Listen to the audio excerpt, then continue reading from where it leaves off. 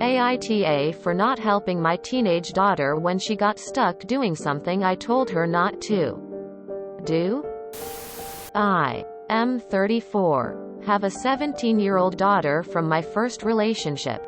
Her mom and I haven't been together since before our daughter was born, but are still good friends and have co-parented well. I've always had my daughter twice a week and every other weekend. My daughter's bedroom window is connected onto our roof, which is flat, so her and her friends have occasionally went out there with blankets and food and sat and chatted. It's not particularly high up, so it isn't hugely unsafe, but I always urge her not to do it by herself. The window is about 2 feet above the roof, so it's hard getting back in if you're short or by yourself. On Saturday I was out when I got a call from my daughter telling me she'd got stuck on the roof I needed to come home immediately to come and help her. I told her that I'd be home soon, but she'd gotten out there herself when I've told her a million times not to, so she can figure out how to get back in herself. I got back around 2 hours later and my daughter had called her mom, who was absolutely furious.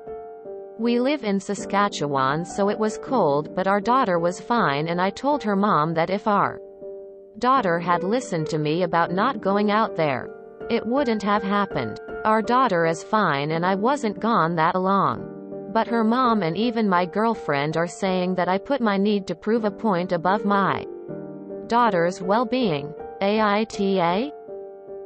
Edit. The window is probably closer to around 4 feet from the roof. Typed this out quickly and didn't think it would matter hugely to the post. My daughter is 5 feet and can't get back in the window without standing on something.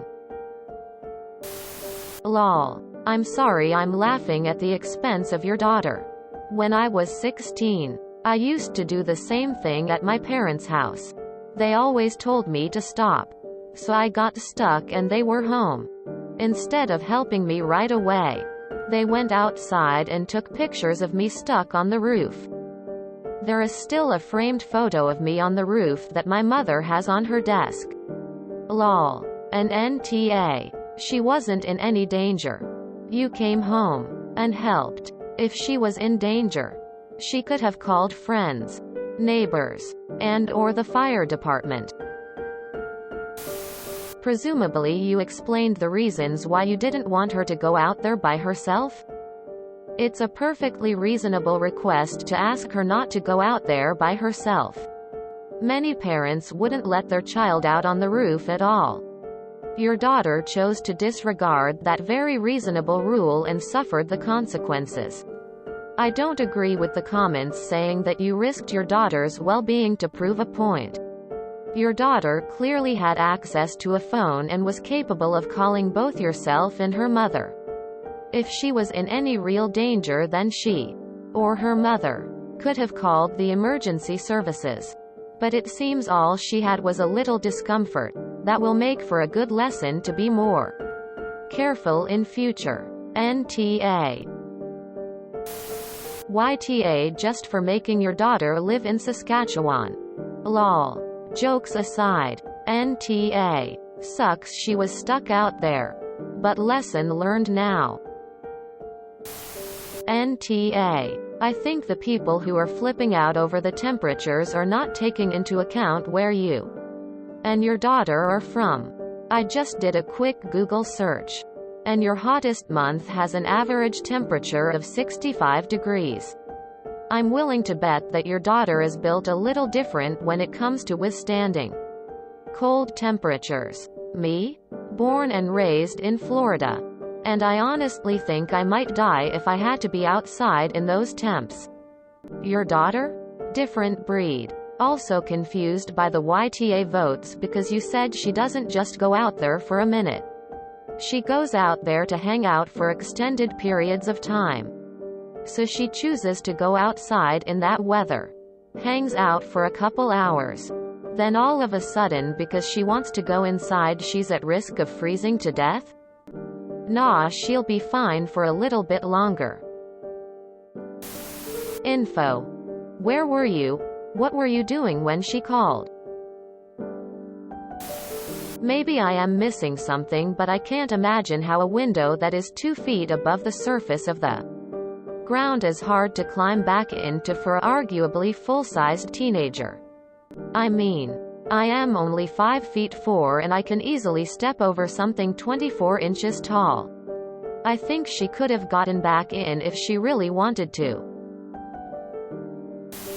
NTA. She's 17, she knows better. She knew the risk when she did it. She's old enough to own up to her mistakes. They can be mad, but you warned her not to do it many times. She didn't listen and served the consequences. ITT. A bunch of Americans who think that -8°C is life-threateningly cold. I live in northern Canada. And it's really not. Especially for someone wearing 2 jackets and with blankets to boot. NTA. NTA. As a fellow Canadian who's read your comments, your daughter was dressed for the weather. The window is about 2 feet above the roof, so it's hard getting back in if you're short or by yourself. Info. I don't understand this part. 2 feet is only 61 centimeters. What is the layout that a window being lower than hip height is difficult for a teenager to get to? So your daughter's window is on the 2nd floor and she exits through it to hang out on the roof. Over the 1st floor, which is flat. Why does she have trouble getting back in? How tall is your daughter? Alright, time to put in my 2 cents as a boy who bloody lives in Saskatchewan myself. Initially, upon reading the post, I went, holy hell, YTA Saskatchewan? Then I read the comments. -8. 2 coats. A thick sweater. This is amateur weather for someone that has lived there for 17 years. She was beyond enough well-equipped to last for 5 hours. Let alone just 2. I've been out for 3 in similar weather wearing less. Yet I wasn't in danger.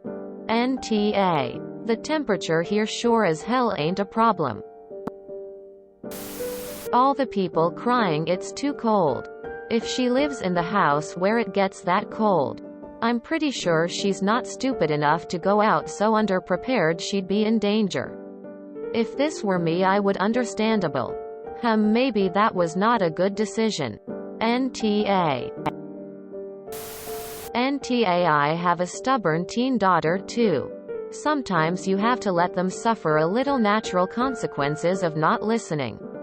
She wasn't left out in dangerous weather. I see from previous comments she dresses appropriately for the weather because she brought her laptop out there. And frankly, I'm going to assume this is something she's done before with friends, since she seems to do it frequently enough. I live in Saskatchewan too. And since the sun is usually down by around 5 o'clock this season. And this was posted about 2 hours ago from when I'm currently typing this. So I'm also assuming the sun was just starting to set at the earliest. I can't speak for wind chill. But please correct me if I'm wrong. My judgment is esh. She was told multiple times not to do it alone and she's going to learn from this mistake. But -8 in the sun while properly bundled is literally nothing for us in this province. But you're still in awe for leaving her alone up there for that amount of time. I told you SOS in parenting are most effective when your kid's embarrassed, ashamed and open to admitting you were right. Not angry because you took 2 hours to meander over there and didn't seem to care. Go easy on her. She's still a kid. Edit. Spelling. NTA. She can wait. It won't kill her to be bored and embarrassed for an hour or 2.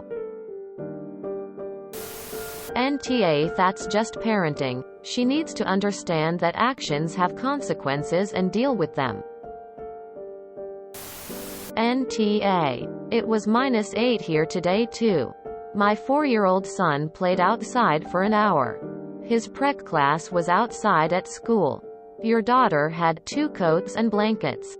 She was fine. I wonder what all these people would say about the Scandinavian parents who put their babies, toddlers outside to nap in temperatures up to -10°C or so. Tears of joy. NTA she wasn't in danger. Play stupid games, win stupid prizes. Info. What was the temperature outside? Was she wearing sufficient clothing to withstand those temperatures? If not, YTA. NTA. She could have called the fire department or police, but it must not have been that big of an emergency.